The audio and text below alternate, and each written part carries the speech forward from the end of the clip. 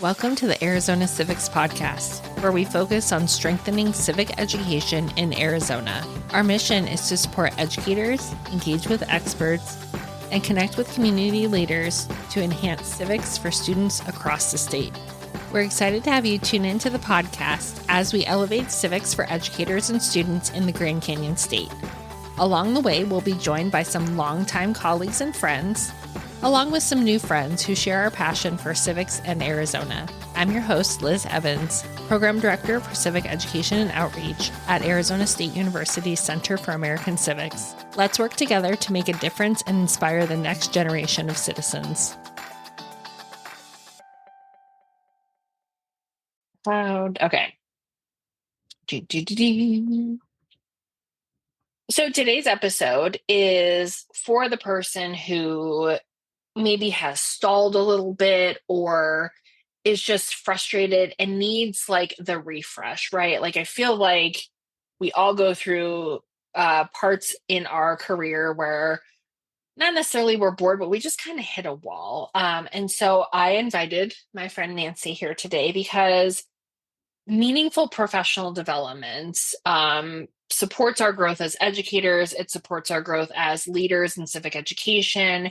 And Nancie, I feel like you have done more PD and have a very wide understanding of professional development available, not only in Arizona, but out there. So before we get started, can you please just introduce yourself, tell us what you're passionate about, and yeah, I'm so excited to have you on the podcast. Thank you so much, Liz. My name, again, is Nancie Lindblom. I have been an educator for 29 years, and all in Mesa Public Schools. I just left the classroom last year, so 27 years of teaching, and now I am the Secondary Social Studies Content Specialist for Mesa Public Schools. And what I am most passionate about is absolutely social studies education. I love history. I love government. Those are the two that American history and government were the two things that I mostly taught for my career, and I'm obsessed with it. I love to learn about it. I love to vacation and visit historical spots. I love to listen to professors and engage. I am very, very passionate about social studies education and always figuring out ways in which to enhance the way we're doing things in classrooms, to connect with our students that maybe don't naturally connect to the content that we teach. And you are also an award-winning teacher, which we will get into as well. Excuse me. So when you think back in your career earlier, what kind of professional development opportunities were most helpful? Let's say in like years like 1 through 5, right? When we're just starting, we're trying to get used to the classroom. What was the most helpful for you? No, I've thought about this in the past, and in those first couple of years, most of the professional development that I did was actually through our school, right? So the actual school, I was teaching junior high at the time. We had an amazing instructional coach. Her name was Janet Carlson, and she was delightful. And I signed up for like every class that she taught, and would stay after school so that I would learn how to manage my classroom and how to collaboratively work with students, and how to get 7th and 8th graders, right, to get in and out of groups, and all of those little technical things that just really helped me figure out how to manage a classroom. And I actually, years afterwards, when I was teaching high school, somebody came and observed my classroom and they made some comment about classroom management. And I said, yeah, because I used to be a junior high school teacher. And I learned all of my management on the battlefield of junior high school, but mostly because of Janet Carlson. In the first couple of years, that was what I totally focused on. But like by year 4 or 5, I started really wanting content. Right. I wanted to expand my understanding of my content, to know more so that I could engage my students better. And so that was around the time that I started searching for professional learning experiences that weren't offered at my district, because our district does a great job, a wonderful job. But one piece that they're lacking is that content specific, right? And so that's when I started searching for that elsewhere outside of our district and outside of our school. It is interesting that you say that because I mean, I started as a junior high teacher too. Uh, And this is why too, so I'm in my doctoral program and I will always tell people who read my writing, you can't hurt my feelings. I taught junior high. Like yeah. genuinely, I'm good. But it is that first, like you get into a classroom and you're like, I just need, and no matter how good your college education was, until you are in it, you don't know how to do it. And Absolutely. it is really that pedagogy and how to kind of make sure that your class is a place that learning can happen. And then you get to the place where you're like, okay, I'm kind of comfortable here. Like the boat's rowing. Now I want the content. I want to deepen the things that I'm teaching. Yeah. So how has, and this kind of a big question, but how has professional development shaped your journey as an educator, but also as a leader in civic education? Because I am somebody who, when I was in the classroom, looked to people like you to be like, this is the teacher I want to be. And for lack of a better word, kind of copied the things that you were doing because I'm like, I know what Nancie is and I know how she got there. And this is kind of a path I want to take. So can you share what kind of PD um, was the most impactful for your journey? Yeah, I think that um, my journey, just as an overall statement, would be as a teacher that without all of this professional learning, I honestly don't know what kind of a teacher I would have been. It has literally defined me as a teacher, right? Every time, every summer, every November-ish, right, when all of the Hmm. applications come out to all of these different programs, I'd get super excited. And back in the day, because again, older person here, right? Back in the day, we didn't have a Facebook page. We didn't have Facebook, right? Hmm. And I had literally just stumbled across one day when I was Google searching something, and found a program. And then from there, that one program just launched, right? Like I went to that one program and teachers in that program were like, oh, well, how many others have you done? And I was like, this is my first. And they were like, there's so many. And then they would give me ideas. And everyone that I went to, it was just word of mouth from those people. And now we have this delightful, Facebook pages and newsletters that people send out and all kinds of different resources to actually tap us into all these different programs. But oh goodness, the very one of the very first ones that I ever went on was a summer that we spent 3 weeks in Poland and the Czech Republic. And the very last week we spent at the United States Holocaust Memorial and Museum. And it was led by a woman that was Wow. so delightful. Her name is Vladka Mead, and she's no longer with us. But she was a freedom fighter in the Warsaw Ghetto Uprising. And every summer she took 30 teachers to Poland where all of this happened. And we had the most amazing experiences. She led us through different camps. We went to Auschwitz and we went to Schindler's Factory and we went to Warsaw Ghetto. We just went all over the place. And everywhere we went, we worked with the education department there.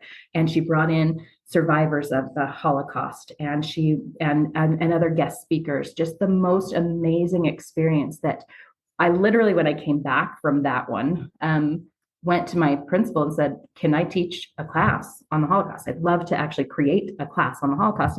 And my principal was wonderful and let me do that. And then I taught it for the next 7 years. And it just completely transformed my experience in the classroom because it allowed me to literally develop the curriculum that I was then was able to share with students, but then other teachers in the district began teaching it as well. Right. So that was a wonderful experience. But that kind of just set the bar real high. I was gonna say I don't know that's if your that was, first one. I'm trying to think back, and maybe it wasn't the first one, but it was definitely within the first couple of years, right? Yes. And then I started just kind of going from there, and I got in contact with a school that was doing some work. Now they're known as Teaching American History, right? .org. Hmm. But Yes. back then they weren't called that, and it was out of Ashland University, and they had just classes that they were offering. And so I took a class one summer, and it was like nerdy history camp, all the history teachers together, looking at documents and just having a good time, and then living in these senior apartments together and just having just a fabulous time. And from there, they did a 3-week program also that was a week in Philadelphia, and then Gettysburg, and then Washington, D.C. And everywhere we went, we were looking at history through the lens of the promise of the Declaration of Independence, that all men are created equal. And wherever we went, we had these incredible professors, like to the point where we were walking around Gettysburg with a gentleman, and everywhere we went, people were like, "Oh my gosh, is that Gary Gallagher?" And I was like, "Oh, who's Gary Gallagher?" But Gary Gallagher was our professor, and he was leading us around Gettysburg. And then, when I came back, and every single documentary I've ever seen about the Civil War has Gary Gallagher in it. Isn't that amazing? You're like, I know him. I was like, oh, I spent time with him in Gettysburg. And honestly, for all of the different experiences that I've had, that's literally been the quality of professors that we've had in all of them, where I might not have known who that historian was before. And then I see them in documentaries afterwards, and they've all been so fabulous to say, hey, just reach out to me, and afterwards, if you have any questions or you're looking for anything. And I have, and they've responded and offered sources and offered ideas. Even one of them was like, before the pandemic, right? Before everything, I used to actually use Zoom before anybody knew what it was.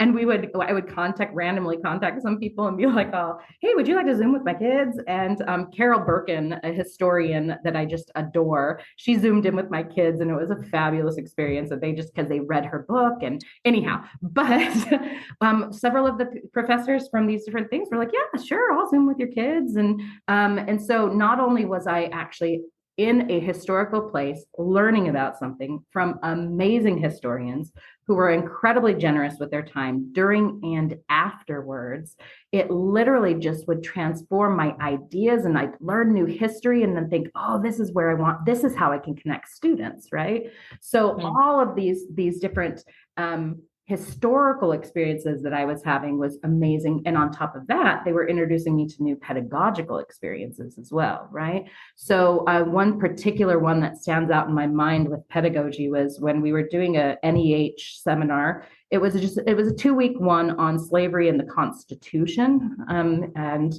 they brought in a woman, professor. Her name was Diana Hess, and she wrote this incredible book about controversy in the classroom, and how that's our responsibility as social studies teachers to really grapple with that with our students and let them understand how to deal with controversy. But she introduced me to a structure called a structured academic controversy. And it was the first time I'd ever heard of it, and have used it so many times since. In fact, the next summer, I went to a street law with the Supreme Court, and that was just incredible. Oh my God. Mind blowing. I mean, we got to meet the Chief Justice of the Supreme Court in the Supreme Court, and it was just delightful. And we got to sit in on a session in the Supreme Court, but they called them deliberations, not structured academic controversy. Yes. But it's the same thing, right? And they reiterated that. But those types of pedagogical strategies that are things I use all the time in a classroom, and that I encourage for other people to, because it really allows the students to interact in a way that is both positive and analytical, and allows them to learn more about what we're talking about instead of just, here's the facts, right? So that is, I think I've just droned on a really long time. No, I'm like, and our listeners can't see me, but the whole time I'm like, and this, and this, and this. Yes. And so experience after experience. And then ultimately, in leadership, which I think is what you also asked, in civics leadership, I would come in contact with organizations, and I think to myself, oh, I should be a part of that, right? And so through my experiences, I was able to, join my professional organizations, the National Council for Social Studies, the Arizona Council for Social Studies. I'm currently on the board of the Arizona Council for History Education, all because of these types of experiences and pulling them together. And just thinking to myself, if I had these great, wonderful experiences, how can I then make sure that other teachers have those experiences as well. So kind of led into those leadership positions in that way. So when you brought up Ashland, I almost said, and Grandpa's Cheese Barn, because when you Oh go to gosh, Ashland, Ohio, you have to go to Grandpa's Cheese Barn. I took one class and it was just, yes, you're with other teachers who are just like so excited and so lovely. I think that is my favorite thing. Also, like I went to one with the Bill of Rights Institute with Gordon Wood, and oh my he gosh, yeah. was so cool. And he legitimately meant, hey, if you have questions, just send me an email. And the more I work with scholars and faculty, the more I'm like, no, this is actually who they are. They want to help. They want to talk to kids. Like, this is what they like doing. Yeah. So and they love teachers, they genuinely love teachers. And it is so fun to go to these, to be treated like the royalty that teachers are, because all of these places treat you so well. And then to have these experiences, I did not get to meet the Chief Justice, but I did get to meet Justice Kagan, who used my first name, and I almost passed out in the Supreme Court, because it is, you realize they're just normal people who are just as in awe of you as you are of them. Yeah. And that is it's such a cool feeling. I feel like PD is always what like wound me back up. Yes, absolutely. Right. It's that rejuvenation that that just connects you back to all the reasons why you love what you do, right? And gets you ramped up for the next year, right? Absolutely. Yes. And it is, because I went to a bunch in 2016. 2016 was the like where I was like, well, I'm just going to apply and see what happens. And I got 5. Wow. And was like, did you do okay. all of them? I did. I did. I had a very supportive administrator so for people who are maybe outside of Arizona, school starts early here. So we usually start like the middle of July. And a lot of these PDs are like my first week of school or in August, but I had an administrator who was like, you want to go to Stanford Law School the first week of school? Okay, bye. Wow. Like your kids are going to benefit more from you going to that than you being at the first week of school. I also went to Montpelier that year. I love that. And it was amazing. And I think after that year it was 2016, that year of teaching for me was probably one of the best years, because I'd gone to street law. I had gone to teaching American history. I'd gone to a Bill of Rights Institute. I'd done all of these things, and I came back and I was like, let's go. Like, I'm so stoked for this. Sorry. I was going to say, I think the ones that you just mentioned, right? There's so many museums and organizations that have all kinds of resources for teachers are offering these over the summer. And I always find that whenever I do something directly where I'm engaged in the resources, I'm more likely to use them in the future. Yes. So knowing that the National Constitution Center has resources is one thing, but then sitting in the National Constitution Center, where you've just heard from Akil Amar, who became one of my favorite of all time, right? Standing in the room, chatting with you and telling you all kinds of things about the Constitution. And then they pull out, and here's some of the ways in which we teach it. And then I'm looking at it there and I'm thinking, oh yeah, I will definitely use this. And I do, right? Because I'm there and I'm engaged in the work. And I think that you're more likely whenever we have those experiences to actually use the materials, right? And so that's another reason why I always encourage teachers anywhere. And we're not even talking about these big ones like the National Constitution Center that we have to travel for and get these lovely stipends for, that they pay for it and we don't have to, pay out of our pocket. Mm-hmm. But we have those experiences here. I mean, ASU has some wonderful ones that I've attended and teachers that have attended that don't cost me anything. And I actually get a little stipend, right? So anytime that I have the opportunity to engage, and then they can show me where those resources are found and what they have to offer, I think it is a fabulous opportunity as a teacher to just say yes and attend. So before we get to ASUs, I do want to also say, so Nancie, you are a James Madison Fellow. Yes. 2011? So I went in 2011, but I think I was awarded in 2010. Okay. So I went So, to Washington, D.C., which is a part of that the year yes. following that. So can you tell, so for people who do not know what the James Madison Fellowship is, so I know lots of James Madison Fellows. I happen to be married to one too. Yeah. What is the James Madison Fellowship, and why should every teacher in Arizona apply for Oh, goodness. this award? So we'll start with my kind of journey to James Madison. And that was that I started looking for a master's program, right? And I was looking for a master's program that dealt with, that gave me an opportunity to use what I was learning through the entire program on a day-to-day basis in my classroom. Yes. And I found that with Ashland University in their MAG program, which is at the time, it was really the only one that existed, right? And since I believe ASU has a program as well that's very similar to it.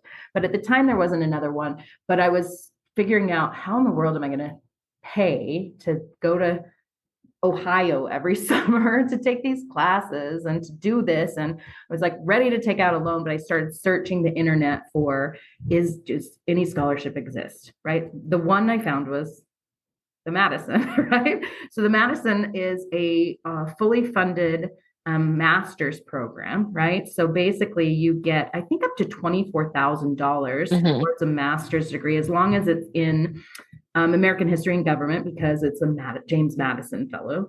And in addition to the fact that you are paid for your master's degree, they also pay for you to come to Washington, D.C. for 4 weeks and to study at Georgetown University, right? And with amazing professors, and they take you around and you have amazing experiences there. That's where I actually got to meet Ruth Bader Ginsburg, which was, that one was like a mind blow, but that was incredible. And we, in that, we also did I'm pretty sure it was with Madison, that we did a moot court in the United States Court of Appeals, where the Chief Justice of the Court of Appeals and his clerks ran the moot court. That's amazing. That's fabulous. Cool. And then gave us insights into different things. It was fabulous.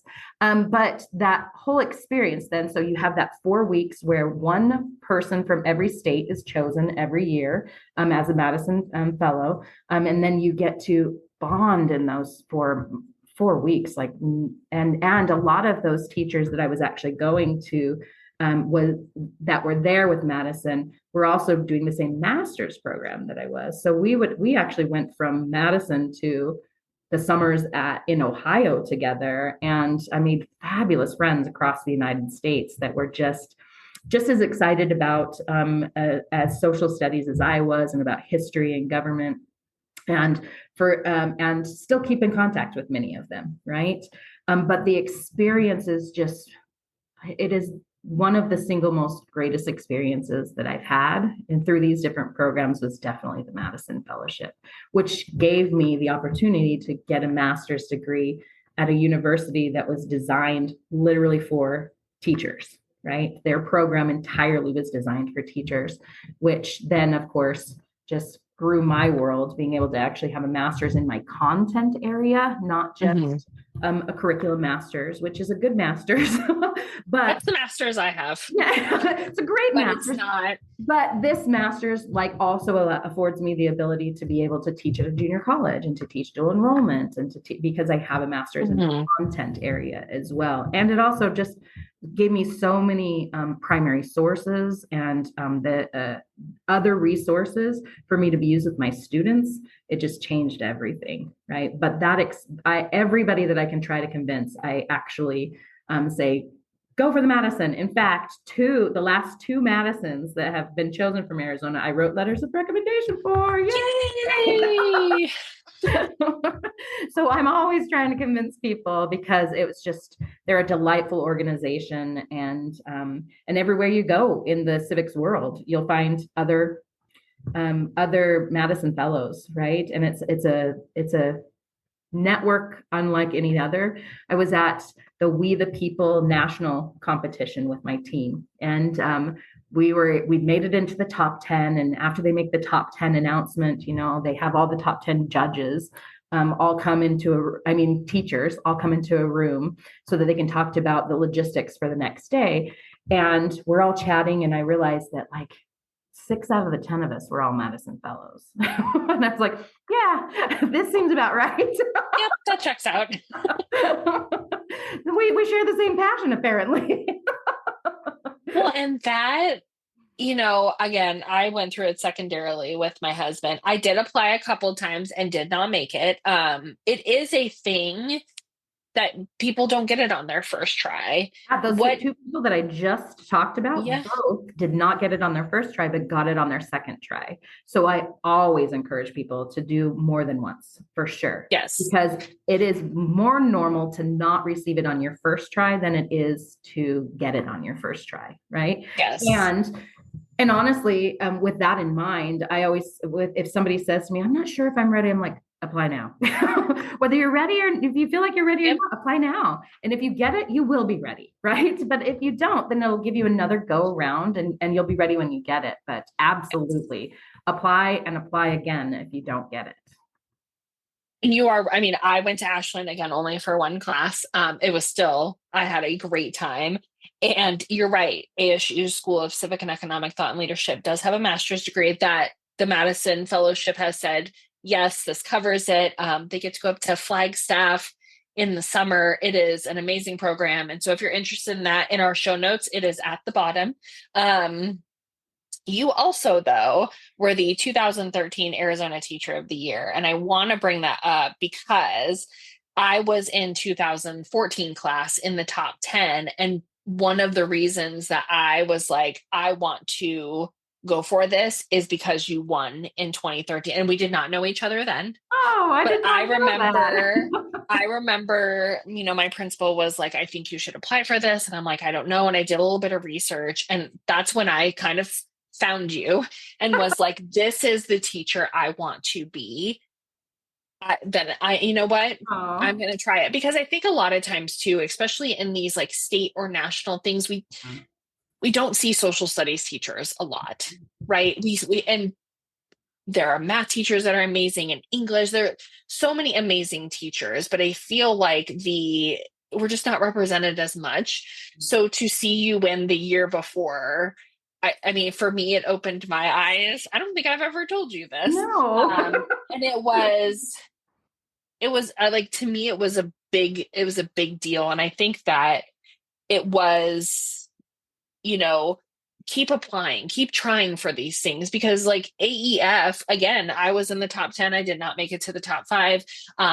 Beth Mahoney was Teacher of the Year 2014. Shout out to Beth, my homie. But it created these bigger networks of people who are cheering for you, who want you to go on and do things, who will write letters of recommendation for you and kind of do, all of these really cool things.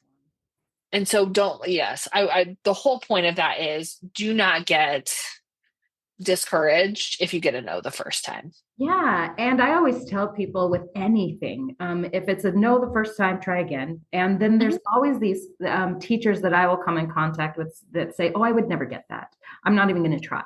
And I think, well, of course you're not going to get it if you don't try. I mean, I've applied for things that I have not gotten into. And I think to myself, oh, darn it. But it hasn't stopped me from saying next time, right? Going for something else. Because every single time, with whatever experience it has been, it has shaped me as a teacher. It has helped my students. It has been what has made me the teacher that I am. And I've never been on a single one of these experiences where I regretted being a part of it, that I didn't take away something that changed me or the way that I teach. Yes. Amazing. So can we get to some more ASU specific ones? Because you have been, I want to call friend of the center for a while, mostly because we run in the same circles. We're both on the board of directors of the Arizona Council for History Education, which, if you are listening to this now, Monica, the president, has been on a past podcast episode. She talked about the conference, which I'm so excited about. What initially drew you to PD through ASU's Center for American Civics? So I will say that, I mean, I think I've kind of said this through the entire time that I just love professional learning when it comes to social studies. If it's related to it, I want to be a part of that. And we don't actually have a lot of it in Arizona, right? So we have some, like before ASU started this program, I had done a few things with NAU through, is it the Springer Institute? I think maybe it's the where they do their Holocaust studies, right? Okay. Um, but um, but I, so the minute that there was an opportunity through ASU, I was like, yes, please. So, and then I went to one, and of course, it was just the types of learning that I like to do, where it's document based, where it's talking to an expert, where it's taking a little look at how can I implement this in my classroom as well. It's the perfect mix of the way that I like these types of experiences to go, right? I want it to be content heavy and then give me a few ideas on how I Mhm. can actually put this into my classroom, right? And that's exactly the experience that I've had with ASU. And to the extent that we've brought them over to our district a couple of times, right? Because I'm like, I would like to share this experience with other teachers. And so we've brought them in. And we've always had a positive experience, but ultimately the initial draw was, oh my gosh, it's right here. It's here in Arizona, right? I don't have to go anyplace. It's right here and it's local. And then once I attended, I was like, and it's good, right? So it's local and it's good. So we will continue to participate for sure. And my colleague Jeff does a lot of those teacher workshops. Working with our faculty is so fun. It's such a cool job to like now I mean I work with faculty, so there are times where I'll just walk down the hall because I have a question, and it's like, well, whoever's door is open, and it's always the right door. I love it. You were also one of our teacher mentors for our Civic Leadership Institute, and over the past 5 years of the Civic Leadership Institute that I've overseen, we've kind of gone through different iterations of it because of funding or whatever else. But can you kind of talk about your experience with Civic Leadership Institute? Because I think that sometimes we talk about it, but until you're there with the kids, with the faculty, it's hard to explain. Yeah, it was great. We had a fabulous time. It again was a nice blend of things that I enjoy, like hanging out with kids and talking to them about important ideas, listening to experts, having those important conversations, and then also looking at it in a pedagogical way in which they actually had to do something. Like the institute that I was a part of, they did like a little mock moot court, so to speak, Hmm. right at Yep. the end of it. And the kids were so excited about it. They were so into it. And we got to kind of advise them through the process.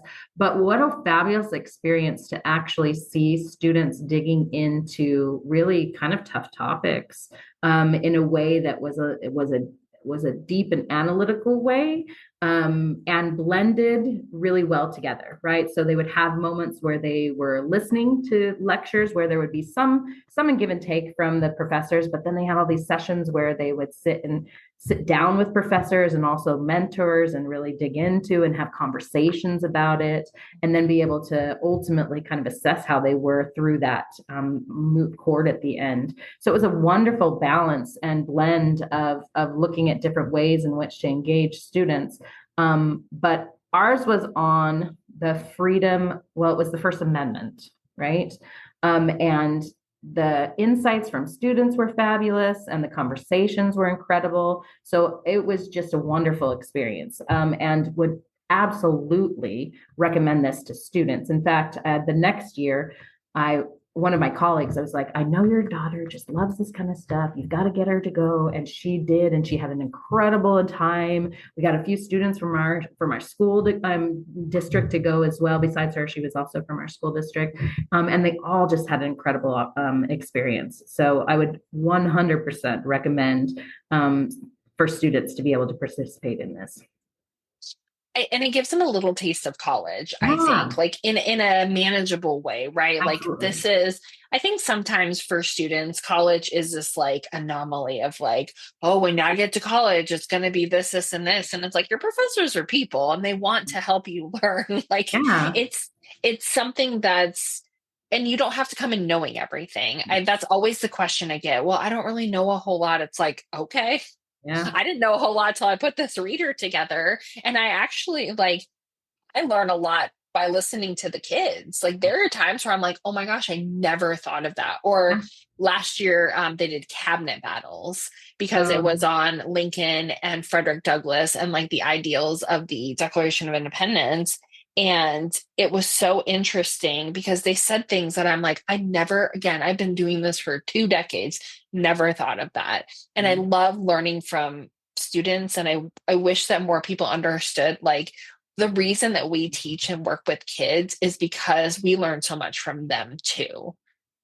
and we were like, we don't know these students. Like it was only a Yeah. week long. And yet during that time, building those relationships with them. And I will say that one of my favorite things was just watching them as they interacted with the professors. They're used to Mhm. talking to high school teachers. They're used to talking to us, right? But to see them engaging with a professor in a intellectual way, right? Where they were posing questions and saying what they thought about different documents and really engaging in that conversation. I just loved watching that and being a part of that. And one of the things I love about our professors is they really engage in kind of that Socratic dialogue. So they're not the sage on the stage and they know a lot, right? Like they'll give you the background, they'll do all this, but kids will ask questions. And the way they respond and engage a kid in a conversation, I think also is such a cool thing to watch because you see, at first they're like afraid to ask questions, they're afraid to engage. By the end of the first day, hands are up, kids want to talk because they have this time with the professor, but then they also have a time with a teacher mentor who is going to be like, here's like, let's make sure we all get it because that pedagogical piece still needs to exist. Yeah. So we have the content from our faculty and the pedagogy and yes, and I'm so glad that you've been able to be a teacher mentor, also, a participant in our workshops. And I'm glad that we've been able to come to your school district because literally that's why we exist. We Yeah. want to, I didn't have that much like you, I had to go outside, go to different places to get my PD.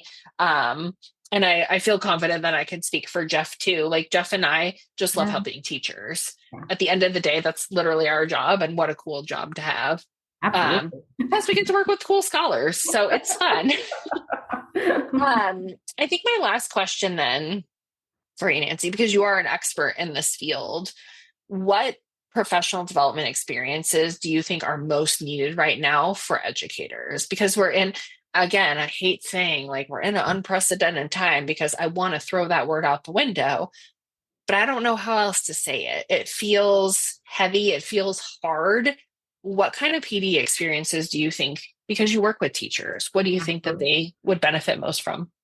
I think that right now, anything that is teaching you how to teach hard history with students, right, and to do it in a civil dialogue, I think those are the most important. We're living in definitely unprecedented times in the classroom for sure, right, Yes. and in a world that's very polarized, and we by nature of what we teach a lot of controversial things. So, you go back to that idea that I mentioned before with Diana Hess and her book. Like she talks entirely in that book about it is our responsibility as social studies teachers, right? Mhm. To be able to lead our students through these tough conversations in a way that is civil, but digging deeper into what that actually means, right? Not just not saying to people like civil is that we act nice to each other, right? But digging into the Mhm. idea of that a civil dialogue engages active listening. It engages me using evidence when I am from credible sources, when I'm giving arguments with people. And actually, is it an argument as much as this is how I see it, and here's Mhm. what the evidence that I have that backs that up, and then being able to actually listen to somebody else do the same thing, right? Yes. And so when I look at what I think is that's a hard thing to actually manage in a classroom. That's not necessarily something that just comes to teachers. And so any type of training, any type of professional learning that is going to gauge you through that process, which is absolutely what I think teachers need the most of right now. And I'll say that we've always in social studies kind of thought in that way, in how we make sure that we can train teachers to be able to do that in the classroom. But we're seeing it more and more and more because of the times that we're living in right now. Yes. And so I see this incorporated in just about everything that I participate in, right? Is there, they have those elements of it. Just recently, there was here in Arizona, from the Korematsu Institute, they had a day, and that was a part of the conversation, right? Like, how do we teach this hard history, and making sure that we don't ignore the history, right? But that we teach it in a way that is going to engage our students and allow them to have a civil conversation about what is happening in history and what lessons we can learn from that. So that would be my recommendation, is find anything and everything that you can that has to do with that topic, because I don't want teachers to shy away from history and government. I want them to teach real history and teach real government. So we need to find ways to make sure that we're still doing that, right? That we're not afraid to do that in the classroom. And if you're a member of the community listening to this and you're like, oh, kids can't do that, you need to volunteer to judge for We the People. Oh, because, and I used to have my 8th graders do congressional hearings, and they can. I will say, because I've been to Mountain View. What's up, Mountain View? I've been to Corona del Sol, who made top 10 in nationals this year. Who is also that's my high school.